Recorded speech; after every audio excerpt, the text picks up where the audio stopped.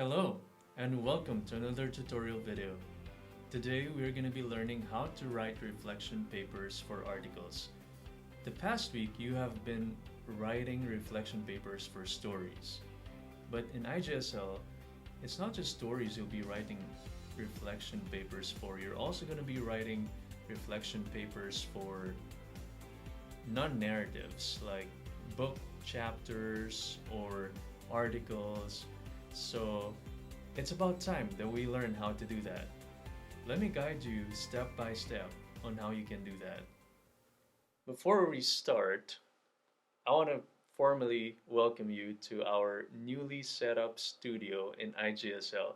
So this is where some faculty have been recording their videos, doing their Zoom meetings, and I want to give a shout out to our mighty, magnificent IT team for setting this up. Don't you love it?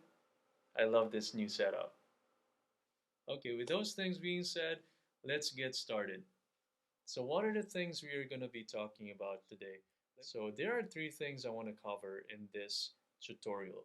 The first one is I want to give you some feedback for your recent reflection papers, hoping that you will be making some adjustments for your writing project number 7.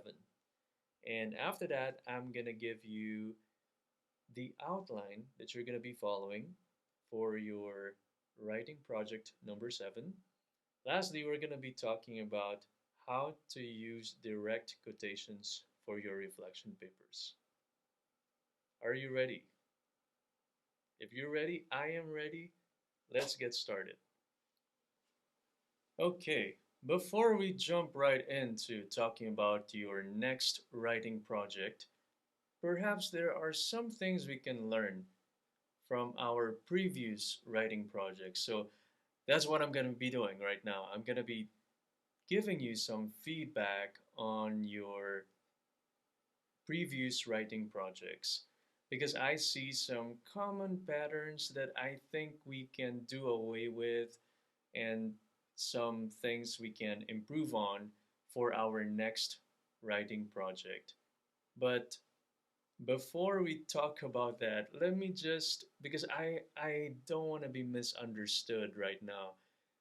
I just want to preface what I'm going to say by saying that you did awesome, all of you did awesome in your previous writing projects. I would say that I'm quite happy because I think this is the batch of EIT students wherein I saw that everyone was able to submit a satisfactory reflection paper. And that's unprecedented. So kudos to you guys. Good job.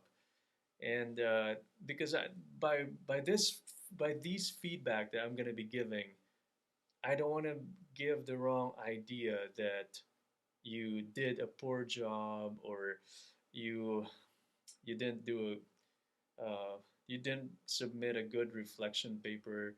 So let me just put it out there that you did an awesome job, all of you. Okay?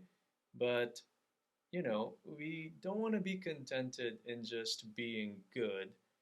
We want, there's always room for improvement, right? There's always room for improvement.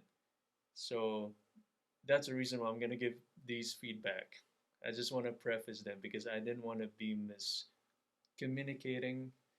Um, I don't want to be misunderstood at this point.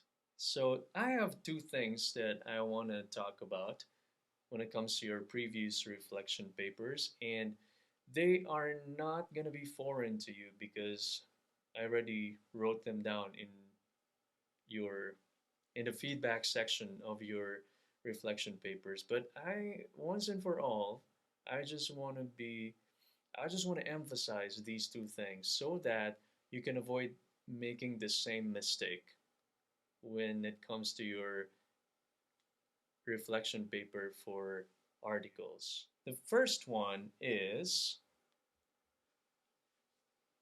don't just mention the past. Write applications for the present and the future. I feel like there's a common pattern when it comes to your reflection papers. It starts like this. So you're going to be giving the the part of the story that you were reflecting on, something that touched your heart or the part that challenged you, something like that. And after that, what follows next is this sentence. This is something I can relate to. And then you would tell me about an experience you had in the past wherein you had basically the same experience with Adoniram Judson or Anne Judson, and you end it right there. It's like, oh, this was Adoniram's experience. Oh, it's the same with my experience in the past. I also experienced the same thing, or I also did the same thing, and then you end the reflection right there. And I think I am to blame for that somehow because of the example I gave you. I'm sorry for miscommunicating that. But I want to tell you right now, like what I've written in your reflection papers, in the feedback section of your reflection papers, that reflection paper is not just about talking about how you were able to relate to the author. Okay, that's a good thing. That's a very good thing because that means you're making it personal. But at the same time, remember, we were talking about the head, heart, and hands, that you're also supposed to talk about how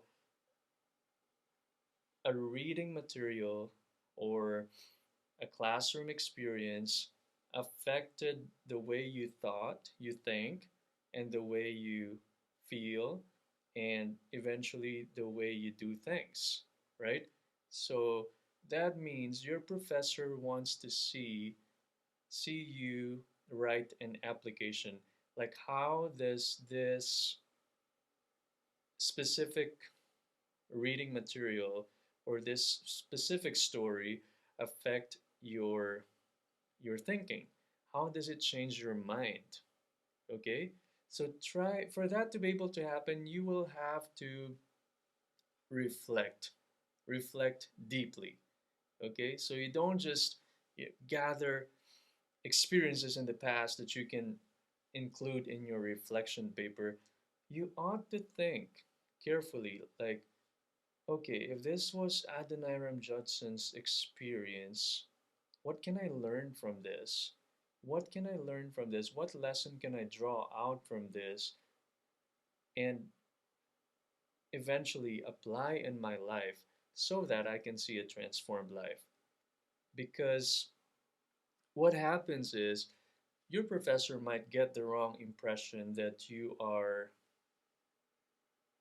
already arrived. You know, you're no longer in a journey. You have nothing to learn. If you're only going to be talking about the past, especially if it is a success story, you know, like you might say that, oh yeah, Adoniram experienced that or did that, and as a result, that's what happened. I also did that, and as a result, this happened. And it's like somehow you are implying that, okay, I'm done. I have nothing to learn. I have um, I have nothing to learn from Adoniram Judson. It's just a reminder of my previous experience. So please, it's okay to talk about your experience, and it's a good thing, but don't just stop there. Write applications for the present and the future. Okay, that's the first one. The second one is make sure that in your conclusion, you stop talking about yourself. You ought to turn the wheels towards your readers. Remember, in our conclusion, we're supposed to talk about the relevance of the story or the article on the church at large. So it's like in your body, in the body part of your reflection paper, you were talking about yourself, you were internalizing the principles that you've learned. Now it's time to talk about or talk to people.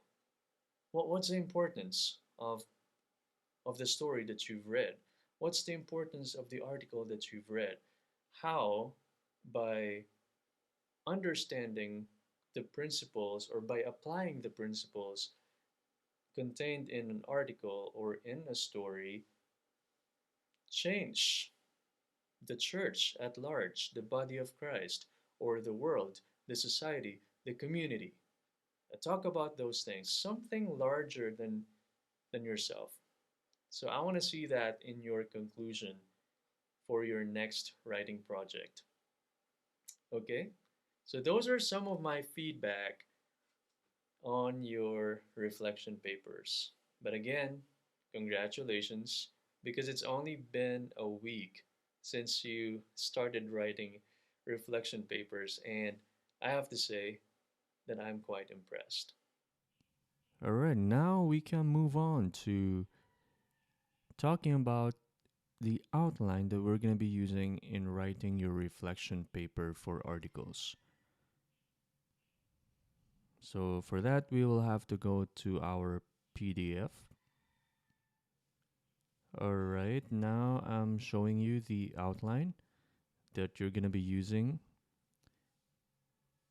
But before that, I want to answer the question that you might be having in your mind. What's the difference between a reflection paper for stories and a reflection paper for articles? Well, to answer your question, there is not much difference because a reflection paper is still a reflection paper. So there's practically no difference. But I there is a difference when it comes to the outline that we're going to be using. And I want to show you that. So the first one for the introduction, instead of just giving an overview, you have to give the thesis statement.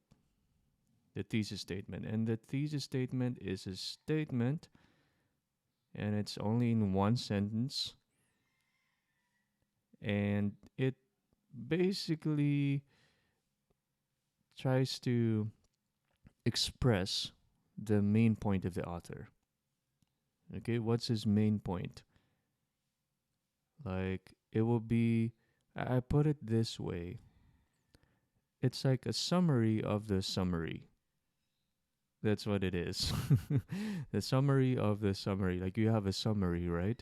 Then you try to summarize it into one sentence, and that becomes the thesis statement. Or you can also choose to just write a summary, uh, and it's going to be in 2 to 3 sentences, just like what you have been doing with Newsella articles.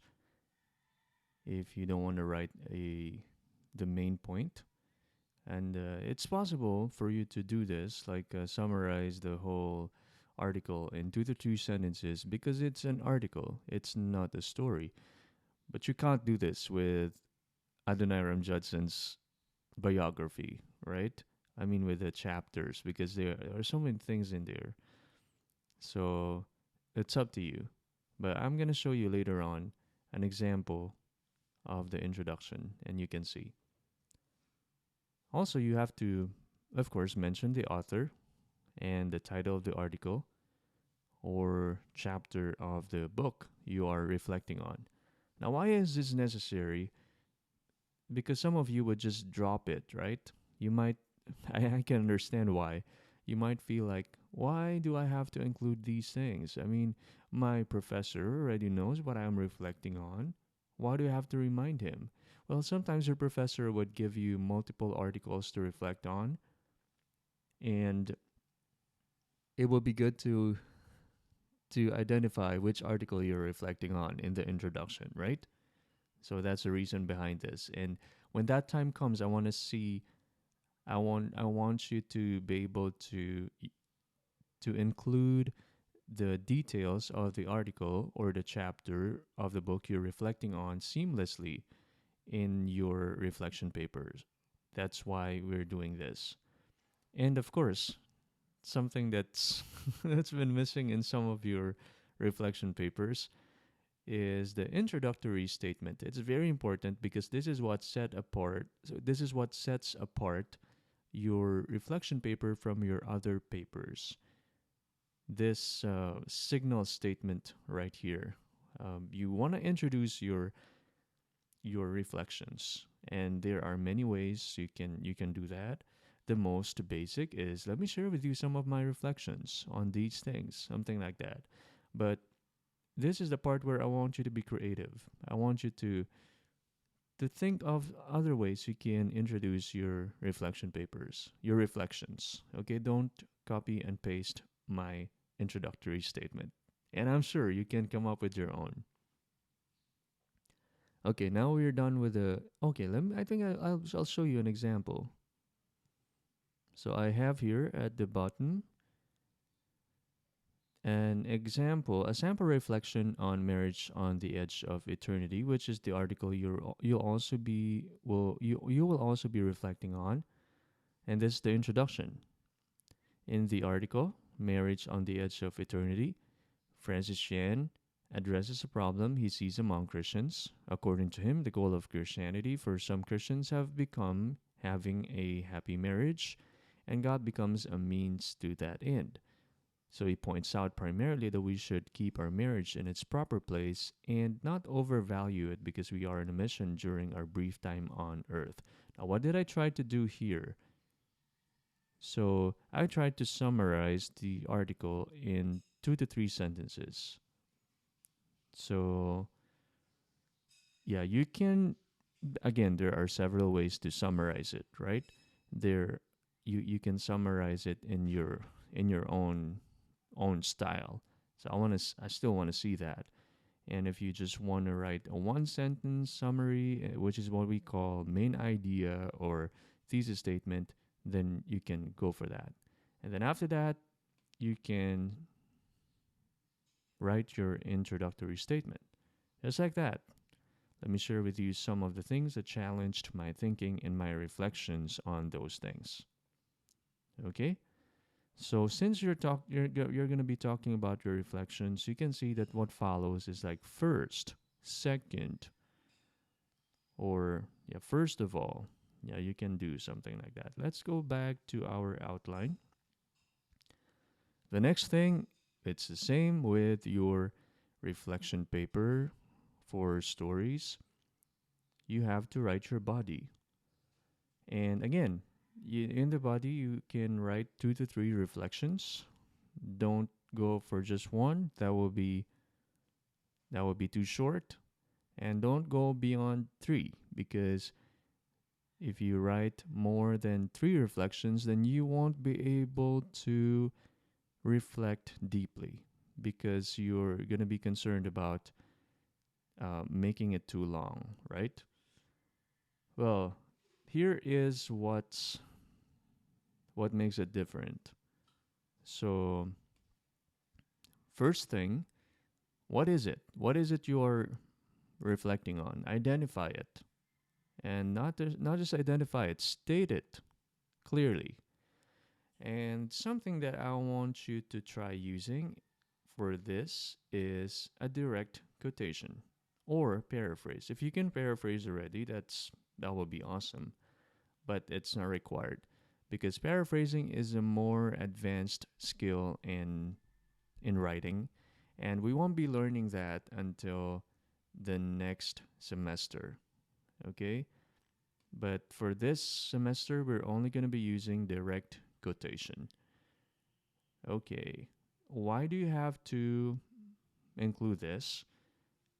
It's because, let us be clear first, your professor wants to find out what is it you're reflecting on. I think that's one mistake that a few of you had made. I could see your reflections and they're wonderful reflections. But at the end of the reflection, I was I was still hanging. Like, what is he reflecting on? What part of the story is he reflecting on? So just so you will be on the same page with your professor, make sure that you identify it. Okay. Now I'm gonna teach you later on how to use direct quotation, and I'm also gonna give you an example. And after that, talk about the why or how did it inspire you or challenge your thinking. Okay? The same thing. So this part is basically the same with your previous reflection papers.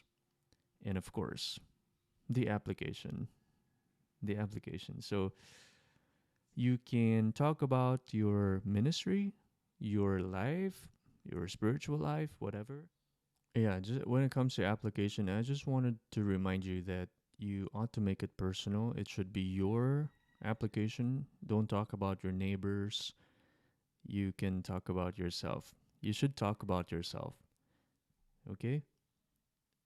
Now the next parts are basically the same. So, and of course the third one is optional. So that's what you're going to be doing in the body. Let me show you an example at this point so that you can see what it's like to write the body.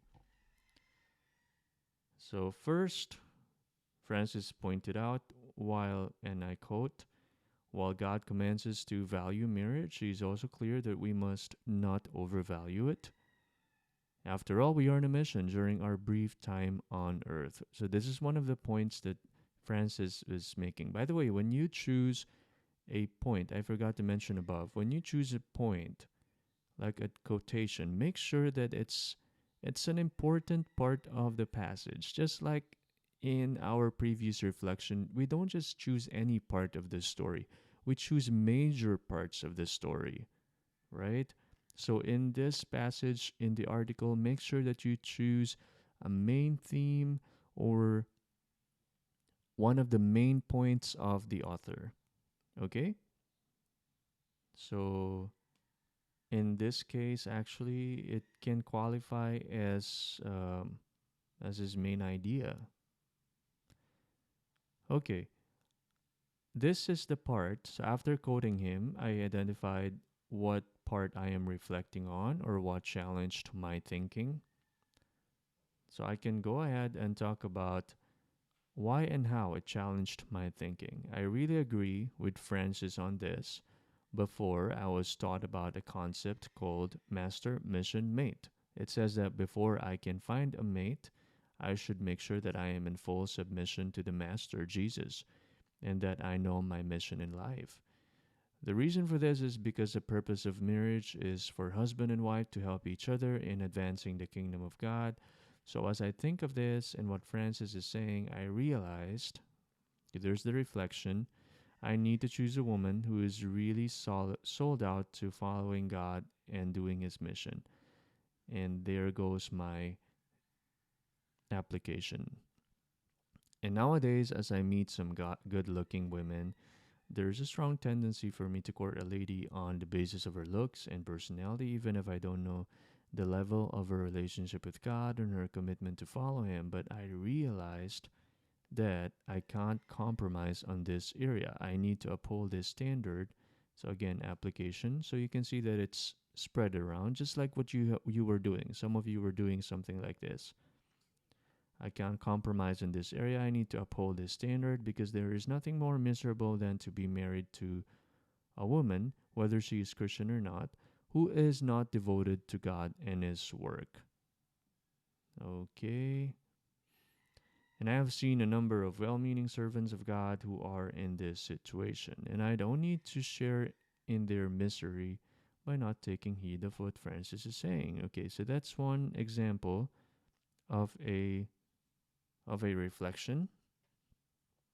So make sure that okay, there is a tendency again in your reflection papers, some of you were like writing a narrative essay because it's like you're not reflecting on the author. It's like you're creating your own essay.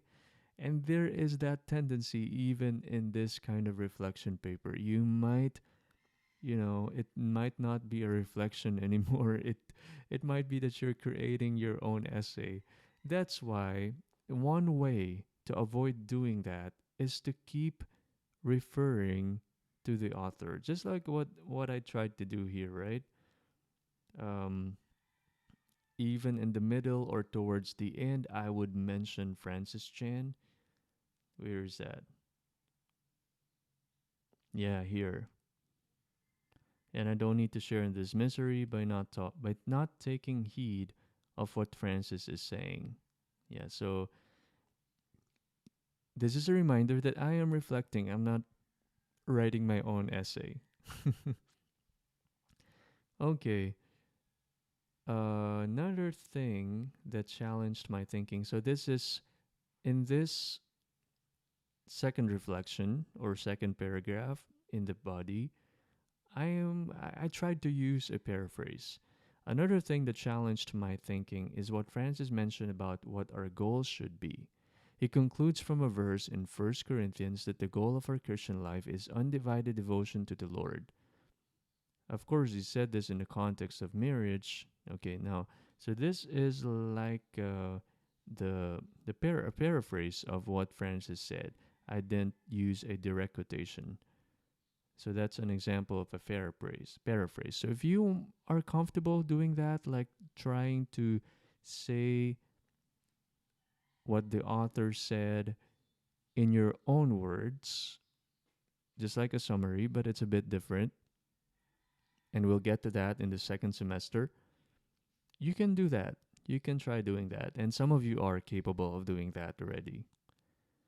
And of course, after talking about which part of the article you the challenged your thinking, then you can move on to talking about how or why it challenged your thinking and give your application. Okay, I'm not going to read that anymore. You can read it for yourself. So we're done with the body part. Now let's go to the conclusion. So for the conclusion, you move outside of yourself, just like what I said earlier, and you talk about the relevance or significance, importance of the passage to other people. It can be Christians or non Christians, or the church at large. It can be the whole body of Christ. It can be the local body of Christ in your area. It would be great if you can talk about your context because your professor, when you go back to, not really go back because you're still in your countries, but when you come here and go back to your countries after graduating from IGSO, one of the things that your professors want you to be is someone who knows your context so that you can apply the Bible there. So you can talk about your context, like your church. And you are an expert on that because your professors don't know a thing about your context, about your place, how is Christianity in your place. So you can talk about that in your conclusion. Okay? So stop talking about yourself when it comes to the conclusion. Talk about others. Talk about other people. And I want to give an example of that right here. And please don't copy mine. You can make your own. In conclusion, Francis Chan's article is very relevant to the church today. You can see this capital letter C, which means that I'm talking about the global church, the body of Christ, every Christian in the world. And as such, it should be taught to every couple and even every single in churches. What a difference it would make if we can see every adult in our churches be transformed from being self centered to being mission centered, that they will start living for eternity instead of living for the here and now. First, it will influence the future generations who need more than anything else living examples to follow. Second, the world will who will hopefully be influenced to also live in light of eternity instead of living for the things that are only temporal. We will definitely see a revolution in evangelism and missions when Christians and churches begin to live as Francis Chan pointed out in his article, regardless of whatever or whether they are single or married. So, in the conclusion, that's what I tried to do. I talked about the significance of the article. Why is this article important? Especially the points that the author was making, and how would it impact the people I'm talking about if they would apply these principles from the author. So you can do the same thing. I challenge you to talk about your people, your own people, your church.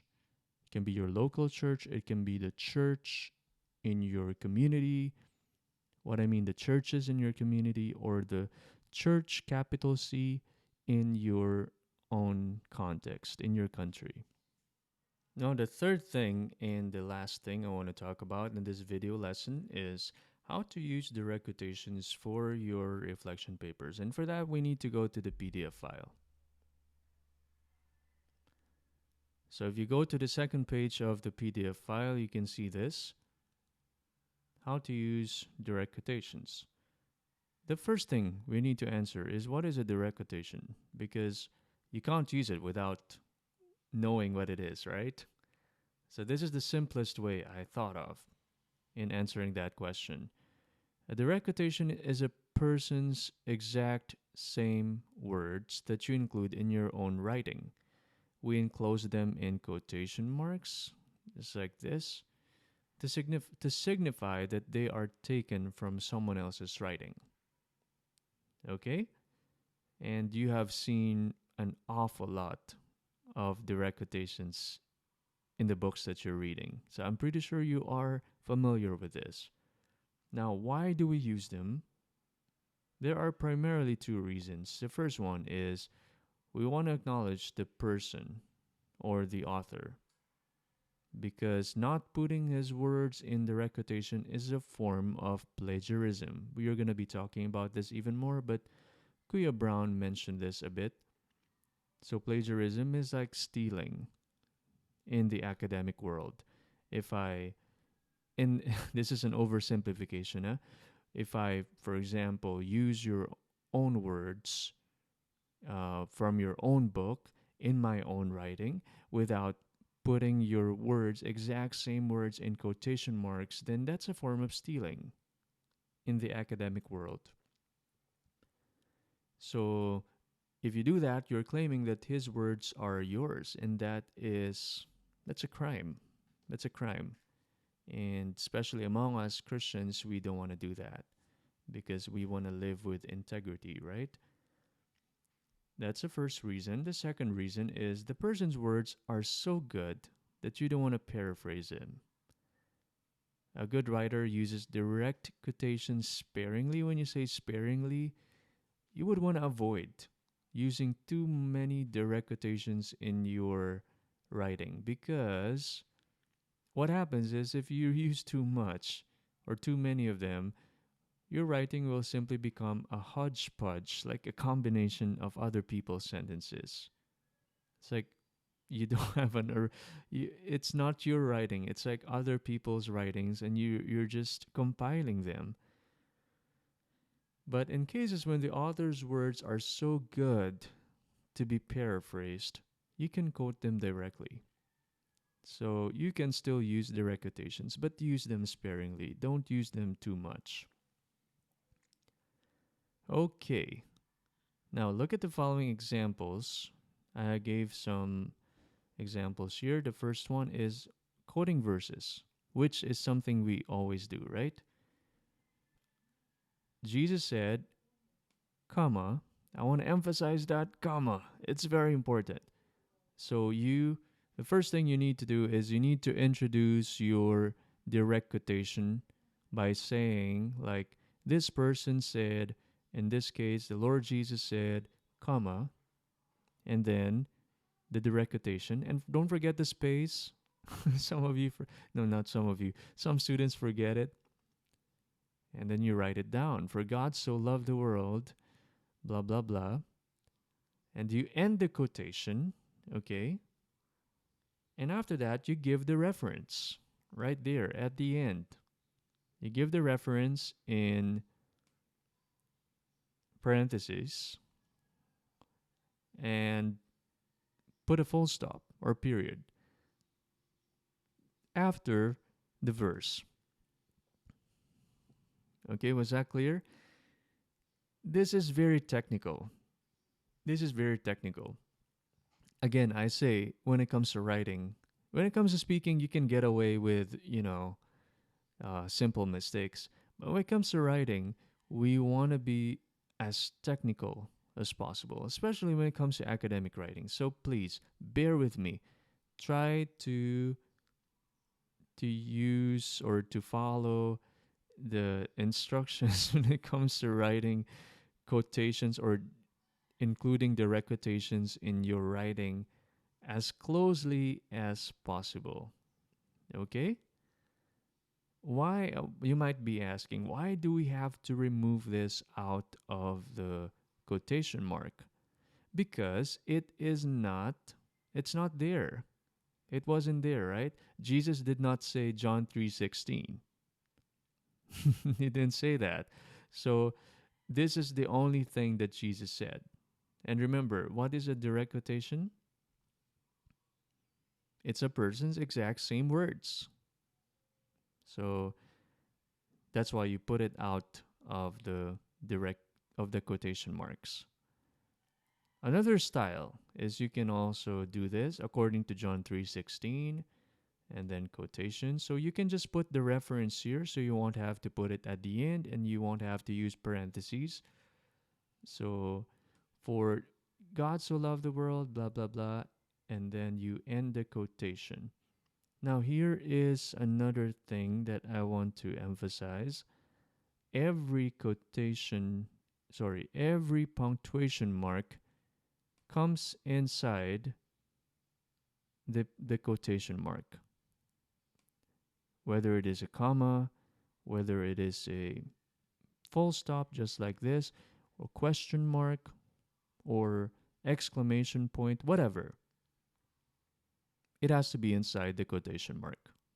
At least that's the standard we are following in IGSL. Okay, because writers have different standards they follow, and this is the standard we're following in IGSL. It would not be wrong to write it outside of the quotation mark, as some writers are doing. But in IGSL, that's what we do. Okay, what about quoting books? It's the same thing. So the most basic way to do it is according to Hudson Taylor, according to such and such. If this is a real work for God, it is a real conflict with Satan. So remember, this is Hudson Taylor who wrote this, huh? It's not from his biography. These are his exact words. Now you also, so in this case, if you're quoting from the biography of Hudson Taylor, then you can say the authors, or you can name them if you want, mentioned in chapter 2. Again, the comma.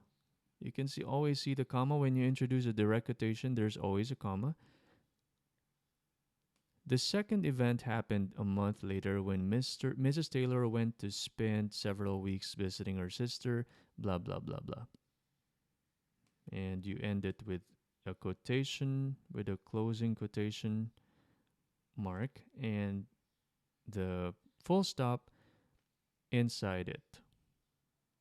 Okay, so these are the basic ways of introducing or quoting quotations, quoting quotations, quoting some sentences in and including them in your reflection paper. So this is something that you can do. Okay. Now, you don't want to always say according to this person said, there are other ways. In fact, there are many ways to introduce a direct quotation. So here are some examples. As the author wrote, again, there's a comma. Don't forget that. As Francis Chan points out, comma, John Doe believes, comma, Sean Bascom, International Student Coordinator, claims. So you can use different verbs, believes, claims, points out. Just make sure that it's appropriate. If you use another verb, make sure that it's appropriate. The safest way is to just say wrote or say. That's the safest way. In the words of author and essayist Samuel Johnson, comma. So I guess the point I want to say, um, I want to imply, but I'm no longer implying because I'm saying it, is you always have to introduce direct quotations. You don't just drop them in your paper. Okay? Always, always introduce them in order to incorporate it into your writing more smoothly. Because if you just drop them, your readers will forever wonder, why is he mentioning this author? I mean, why is he mentioning these words from the author? Yeah, so don't let them be hanging. You introduce the direct quotation. Okay, some additional rules. You quote accurately. Very important. Very important. You just quote accurately, okay? If there are mistakes, don't correct them. Whatever is there, just write it. And I can see so far that some of you would quote the verses, and I would get disappointed because you could have just copied and pasted it, but you were still not quoting accurately. There would be some mistakes in spelling. There would be some inaccuracy. So make sure that when you quote accurately. Whatever it is that the author said, whatever it is that the Bible said, you just copy and paste it as is. As is. So, already talked about letter B. Letter C, to emphasize a word or words within a quotation, you can put them in italics and then you can write this italics mine or emphasis added to let the reader know the italicized portion were not in the original text. Also, very important, I forgot to mention this above in the examples above, capitalize the first letter of a direct quote. When, okay, here's the qualifier, when the quoted material is a complete sentence. Just like this.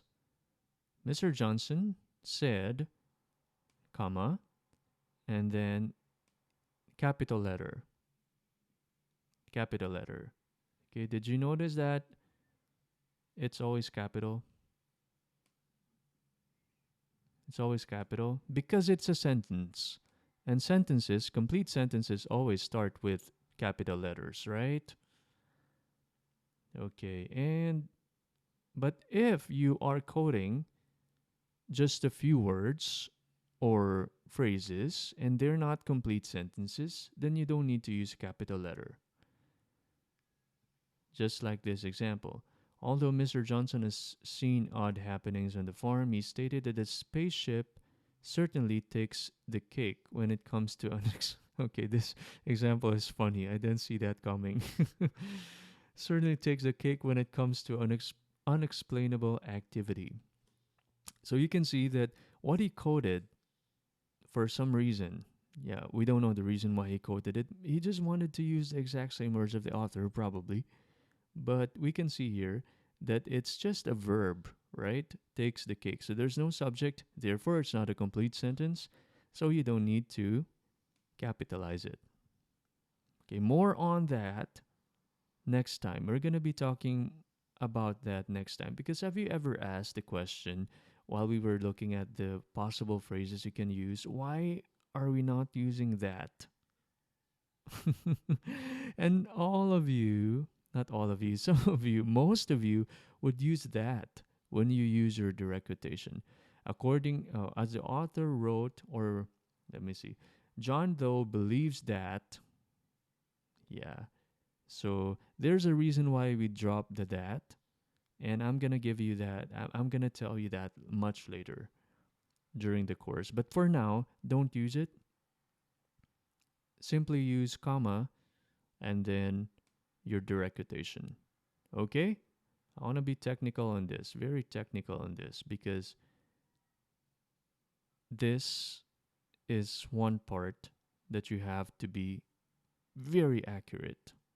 And that concludes our video lesson for today. I hope you enjoyed it and I hope you learned much. I am looking forward to reading your reflection paper. Please don't forget to download the PDF file that comes with this lesson. I'll be seeing you in our class, and I hope you have a good day or good evening wherever you are. God bless you.